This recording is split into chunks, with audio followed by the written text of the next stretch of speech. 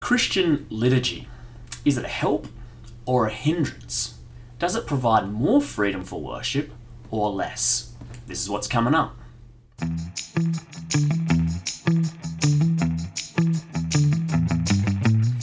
So, welcome to Kairos. My name, if you haven't met before, is Joshua Pfeiffer, and I'm a Christian, I'm a pastor in the Lutheran Church, and I host this channel as well as a podcast that's connected to it. If you want to keep in touch, do subscribe here, look up the podcast, and look forward to hearing your comments below on what you think of this video, what your experiences of liturgy and worship have been as well. So, I belong to a tradition of the Christian Church that uses liturgy. That means we use a structure of worship, that there are things that happen in our worship service according to a pattern, and they're more or less the same week by week, month by month, year after year. Now, within that, of course, there are things that change. We have a sermon that's always on a different text, we have hymns or songs that are always different, so there's lots of variation, but there is this set form that we call liturgy. Now, many people, including many Christians, have an inbuilt resistance to liturgy. I think it's fair to say. And I had a fair bit of this too as a younger person. The thought is that it's too formal, it's too rigid, that it's inflexible, and that perhaps it's sort of restrictive in our worship of God.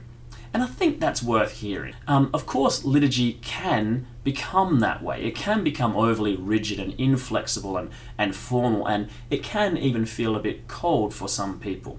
But I wanted to share my own journey with liturgy and worship, which is pretty much the opposite of that.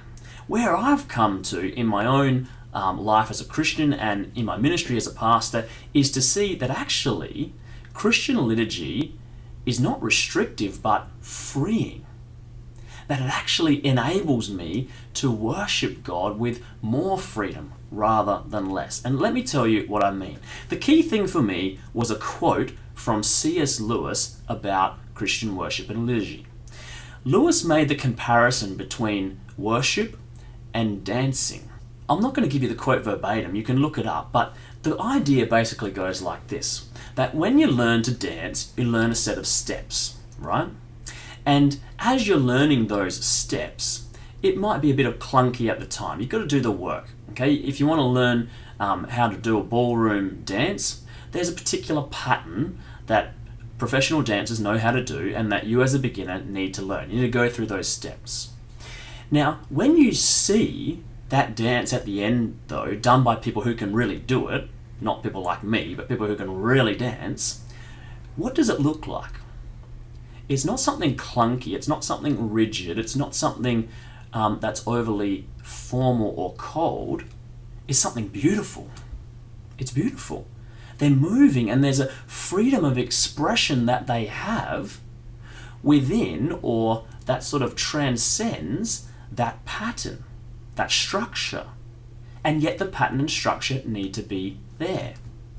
And C.S. Lewis said that it can be that way with liturgy and worship. That when the structure is in place, when you know the steps, so to speak, you actually can become more free to worship God. You're not thinking anymore about what comes next, but you're in the rhythm, you're in the flow. Now, I really think there is something to this. It does take time. You do need to grow into it. And sadly, I think maybe some people never get there.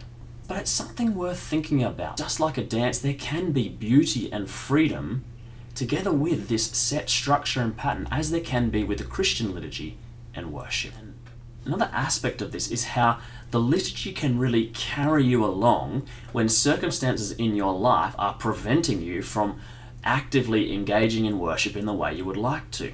I've talked to my wife about this. It can happen for different reasons. We have young children. Young children in worship can be difficult. It's very hard to follow along as actively as you'd like, to engage as much as you'd like. But she's actually talked about the benefit of the liturgy because she knows it, she's sort of in sync with it now.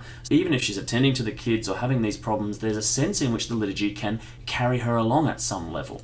And I think this happens for people too when they're going through difficult times in life. You know, maybe they come along to worship, they're just not in a space emotionally to be able to be inspired to praise God themselves. And yet, if they're in the rhythm of the liturgy, this can sort of, in a sense, carry them along and even sometimes carry them out of that bad place into a better place.